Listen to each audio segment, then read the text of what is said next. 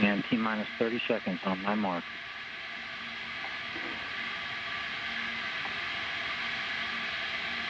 Mark. 30 seconds now.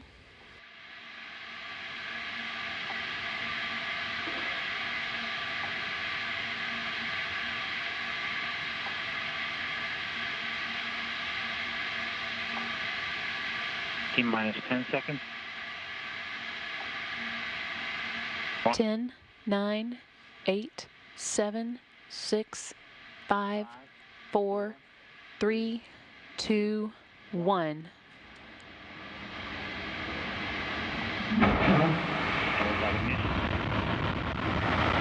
And as you can see, Cygnus lifting off on top of its Antares rocket on its mission to deliver supplies and science to the International Space Station.